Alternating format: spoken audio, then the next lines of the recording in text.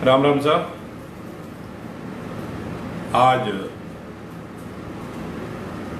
गौ माता के लिए सेवा करते करते जो हमेशा तत्पर रहे, ऐसे परम आदरणीय वीर तेजा जी के चरणों में नमन। साथ ही खेजड़ली गांव के खेजड़ी वृक्ष, राजस्थान की तुलसी और हमारे राजस्थान के कल्प वृक्ष को बचाने के लिए 363 लोगों ने अपनी जान दी। ऐसे अमृता देवी और उनके सभी साथियों को सत सत नमन।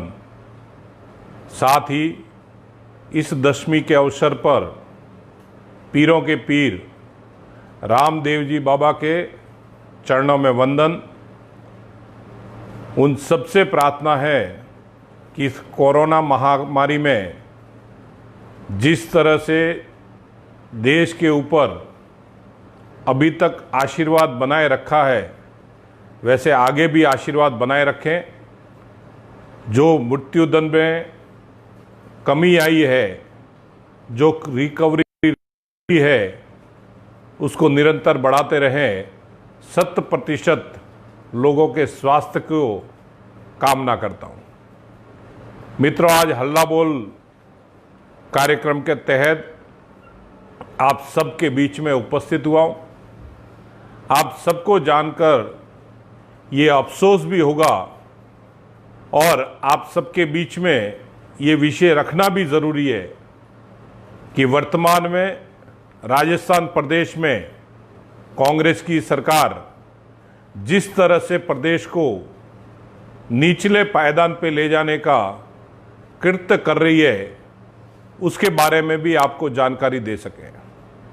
मित्रों, आपने देखा होगा इस कोरोना महामारी में आदरणीय प्रधानमंत्री जी ने देश को उबारने का, देश को इस संकट से निकालने का, किसानों को अपनी खेती बचाने के लिए प्रयास करना और जो छोटे और मध्यम व्यापारी है उन व्यापारियों के लिए की घोषणा करके उनको आर्थिक लाभ पहुंचाने का प्रयास किया। कई लोगों तक ये विषय पहुंचा भी। कई लोगों ने उस लोन का लाभ लेके अपने व्यवसाय और किसानों ने अपनी जोत भी डाली। लेकिन दुर्भाग्य से वर्तमान में राजस्थान प्रदेश में कांग्रेस की सरकार बाड़ेबंदी में और आपसी लड़ाई में उलझ के प्रदेश को आर्थिक रूप से निचले पायदान पे ले जा रही है। एक तरफ इन सब के आपसी झगड़े, 2 साल का कार्यकाल जिसमें 1-1.25 साल तो इन्होंने इलेक्शन नहीं होने दिए, जिसके कारण विकास नहीं पहुंचा, और एक तरफ कोरोना आने के कारण ये इलेक्शन आगे बढ़ गए, जिससे पंचायतों में पैसा ना पहुंचे। जहां तक मोटा मोटा अंदाज है, प्रति वर्ष पर पंचायत करीबन 1 से 1.5 करोड़ रुपए आते हैं और उससे पंचायत का विकास होता है, उससे गांवों का विकास होता है। लेकिन आपने देखा होगा कई सरपंच मुझे मिले जो अभी पूर्व हो गए, उन्होंने मुझसे ये चर्चा की कि साहब, जब से कांग्रेस की सरकार बनी है तब से 1 रुपया भी पंचायत के अकाउंट में नहीं आया, कोई पैसा पंचायत समिति के अकाउंट में नहीं आया और ना ही जिला परिषद के अकाउंट में है। इस तरह से गांवों को विकास से वंचित रखना, ऐसी कुसंगति ये कांग्रेस की सरकार ही कर सकती है। आपने देखा होगा पिछली सरकार की कई उपलब्धियां, पिछली सरकार ने जो कार्य शुरू किए थे, जो सड़कों का निर्माण शुरू हुआ था, वो भी आज गांवों के अंदर वहीं का वहीं रुका हुआ है। जालोर सिरोही की अगर बात हम ले लें, जालोर सिरोही में जो सड़कें शुरू हुई थी, उन सड़कों पे इन्होंने आगे कोई कार्यवाही नहीं की। आपने देखा होगा इनके नेताओं ने सिर्फ वादे जो किए थे, उन वादों को वादों में ही रखा, जमीनी स्तर पे उतारने का कार्य नहीं किया। इलेक्शन के दौरान जब ये सरकार में आए तब इन्होंने कहा था कि किसानों का संपूर्ण कर्जा माफ किया जाएगा, लेकिन किसानों का कर्जा माफ तो दूर की बात है दोस्तों। किसानों के जो बिजली के बिल वसुंधरा सरकार ये थे, जो घोषणा की थी, और जो बिजली के बिल माफ होने शुरू हुए थे, उनको भी इन्होंने वापस शुरू कर दिया और इन्होंने वो पैसा लेना भी काम शुरू हो गया। आज किसान हाहाकार में है। एक साइड में किसान को तीड़ से परेशानी है, दूसरी साइड में किसान को लोन ना मिलने के कारण जो पिछला बकाया है उसी के कारण इन्होंने पिछला बकाया माफ नहीं किया और नया जो लोन था उसका भुगतान नहीं करने की वजह से किसान असमंजन में है, अपनी फसल नहीं बुआई कर पा रहा है। तीड़ आने से कई हजारों लाखों हेक्टर जमीन जो है वो जमीन खराब हो गई। किसान के पौधा, किसान की फसल, इन सारों को नष्ट करने का कार्य हुआ, लेकिन सरकार बाड़ेबंदी और होटलों में ऐश करती रही।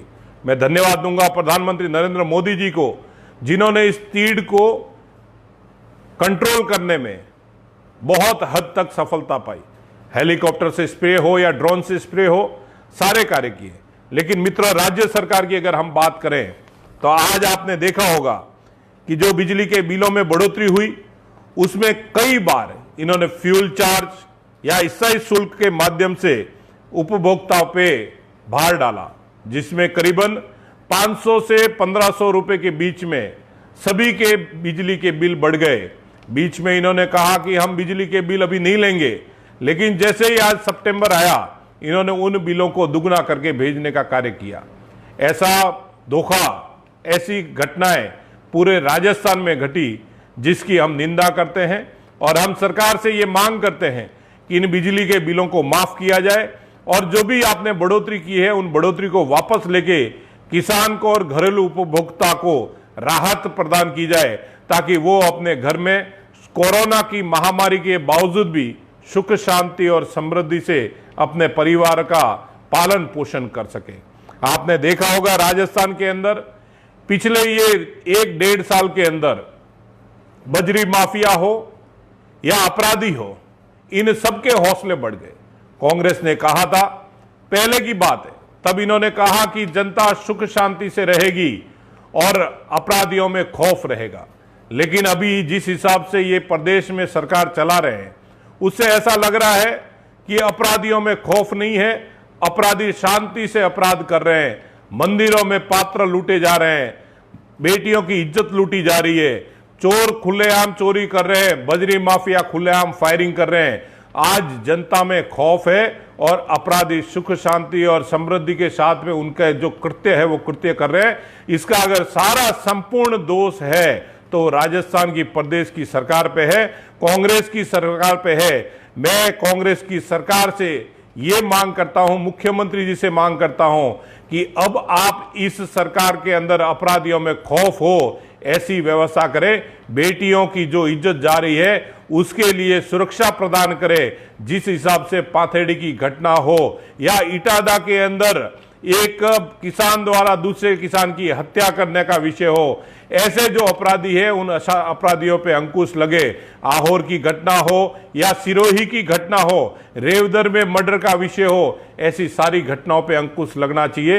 ये जरूर मैं सरकार से मांग करता हूं और पुलिस प्रशासन से निवेदन करना चाहता हूं कि आप लोग जब जनता के साथ में बैठ के जो वादा करते हैं उस वादे पे खरा उतरे, क्योंकि आप लोगों पे भरोसा है और आपके भरोसे पे ही ये जनता अपने आप को सुरक्षित महसूस करती है। उसमें प्रशासन द्वारा राजनीतिक द्वेषता के कारण कोई ऐसा कृत्य ना किया जाए जिससे यहाँ की जनता में त्राही त्राही हो, ऐसा जरूर मैं निवेदन करना चाहूंगा।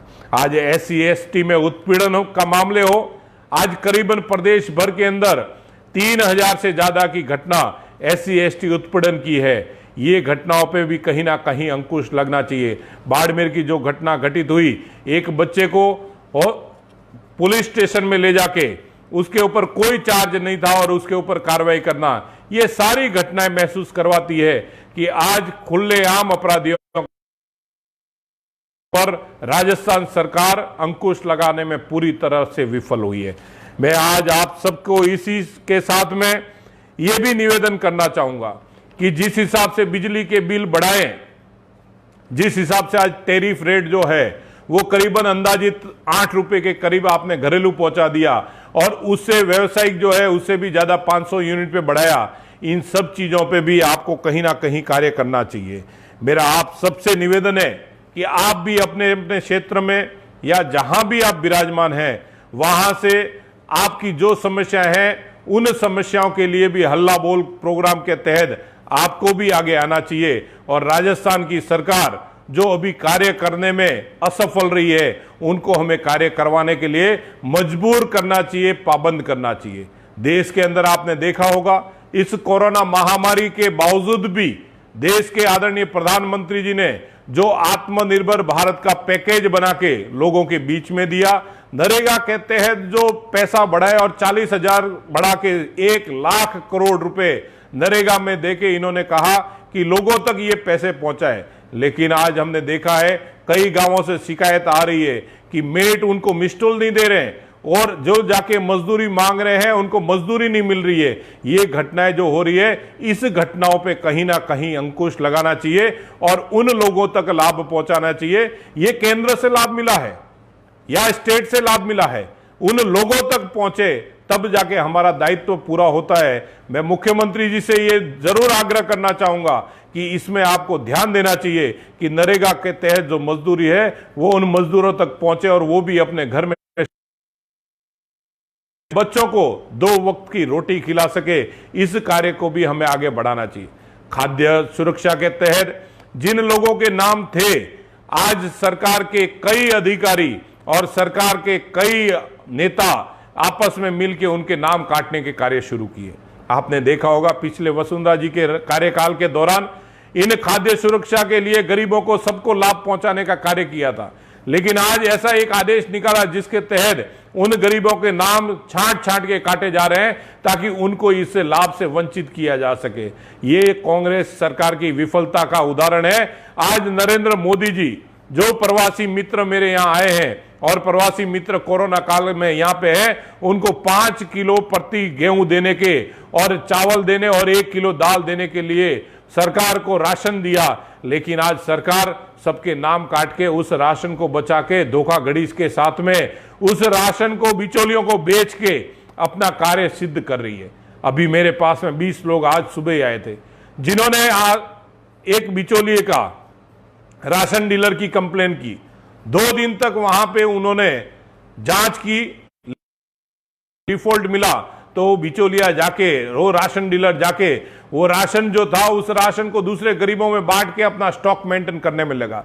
लोगों ने विरोध किया तो उसके ऊपर कार्रवाई हुई, उनके ऊपर लोगों के ऊपर पुलिस केस बनाए गए, छांट छांट के उनको जेल में डाला जा रहा है। ये घिनौना कृत्य कांग्रेस की सरकार में हो रहा है। ऐसे कृत्य की भारतीय जनता पार्टी और भारतीय जनता पार्टी के सभी पदाधिकारी और कार्यकर्ता निंदा करते हैं और सरकार से मैं विशेष कहना चाहूंगा कि ऐसे कृत्य बंद करें और जो लोगों के हितार्थ के कार्य हैं उन कार्यों को शुरू करके उन लोगों को लाभ पहुंचाने का कार्य करें। जब आपकी सरकार बनी तब आपको ये नहीं देखना चाहिए कौन कांग्रेस, कौन बीजेपी, कौन सपा, कौन बसपा, सबका एक ही धर्म होना चाहिए। पूरा राजस्थान प्रदेश हमारा है, पूरा भारत देश हमारा है। भारत देश और राजस्थान प्रदेश के जो भी नागरिक हैं उनको सुरक्षा, उनको खाद्य सुरक्षा और उनकी जो भी व्यवस्था है उन व्यवस्थाओं को हम बनाए रखें, ये विषय जरूर हमें रखना चाहिए। मित्रों, मैं आपके बीच में एक और निवेदन करना चाहूंगा। अभी आपने देखा होगा गैस के सिलेंडर आज सरकार ने गरीब महिलाओं को 3 महीने निःशुल्क दिए, अनाज जो था वो 3 महीने और एक्सटेंड किया। ये सारे जो कार्य है इन कार्यों को हमें जनता के बीच में ले जाके उनको लाभ पहुंचाना चाहिए जिससे वो जनता लाभान्वित हो। कोरोना महामारी के बीच में अभी भी ये कोरोना हटा नहीं है।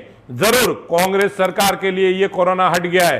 कांग्रेस के एमएलए और कांग्रेस के कार्यकर्ता 300 की संख्या में होटलों में इकट्ठा हो रहे हैं, वहां पे ये कोरोना काल हट गया है। लेकिन अगर किसी भी आम इंसान या गरीब के घर में 50 लोग भी अगर मृत्यु में इकट्ठा हो जाते हैं या 20 लोग भी इकट्ठा हो जाते हैं तो वहां पे पुलिस वाले जाके उनको बताते हैं कि आपको इकट्ठा नहीं हो रहा है, वो डंडा लेके खड़े हो जाते हैं। मैं आपसे आपके बीच में रखना चाहूंगा, जालोर सिरोही में कांग्रेस के नेता जब घूमते हैं तो वो वहां पे जाके उनकी भीड़ है उसकी कोई आकलन नहीं हो रहा है।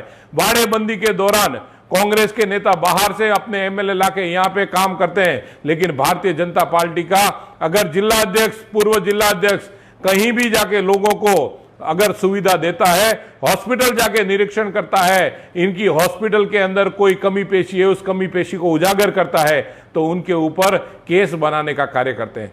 ये ऐसी दोगली राजनीति करने वाली कांग्रेस की सरकार, जिससे मैं ये जरूर कहना चाहूंगा, आज हल्ला बोल के तहत भारतीय जनता पार्टी के पदाधिकारी और भारतीय जनता पार्टी के कार्यकर्ता सभी एकजुट होकर जनता के बीच में जा रहे हैं। हम वर्चुअल के माध्यम से जनता को ये सारी बात बता रहे हैं और जनता भी जानती है कि जिस हिसाब से जनता प्रत्याशित है, वो जनता आपको जवाब देगी और वही जनता आपको यहां से निकालेगी।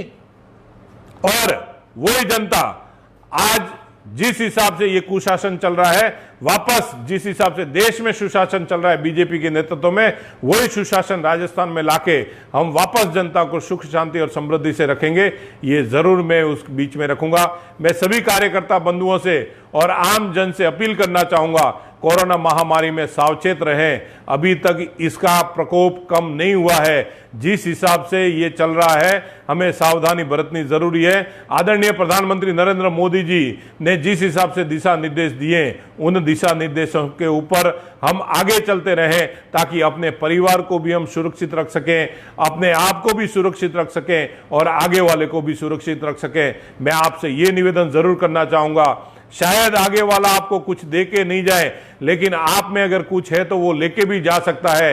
ये कोरोना दिखाई नहीं दे रहा है, लेकिन एक दूसरे को जब लेना देना हो जाता है, तब जाके घर में समस्या होती है। इसलिए हम सोशल डिस्टेंस बनाए रखें, हम अपने मुंह पे मास्क रखें और हम सब मिलके इस कोरोना को हराने में, इस चेन को तोड़ने में एकजुट रहें और अपने कार्य भी करते रहें, ताकि आर्थिक रूप से भी हम हमारे इस देश को वापस सक्षम बना सकें, हमारा देश आगे बढ़ता रहे। जिस रक्षा नीति के तहत हमारे देश को आगे बढ़ाने का कार्य आदरणीय प्रधानमंत्री नरेंद्र मोदी जी, राजनाथ सिंह जी और सब कर रहे हैं, उसी तरह हम भी हमारे देश को स्वच्छ भारत के तहत अच्छी शिक्षा नीति जो अभी लाई है, उस शिक्षा नीति के तहत हम आगे बढ़ाते रहे। मित्रों, आपने देखा होगा बीच में एक इन्होंने हंगामा किया था, जब आदरणीय प्रधानमंत्री नरेंद्र मोदी जी मंदिर की नींव रखने जा रहे थे, वहां पे 100 लोगों के मेहमान को आमंत्रित किया था।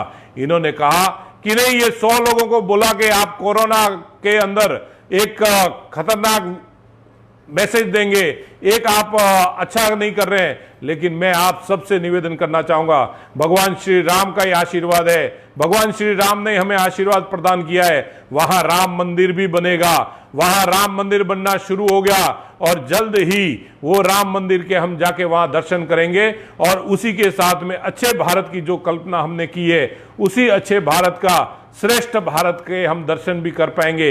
इसी के साथ में आप सब लोग जो उपस्थित हुए, आप सब लोग जो इस माध्यम से जुड़े, आप सबको तहे दिल से बहुत बहुत धन्यवाद।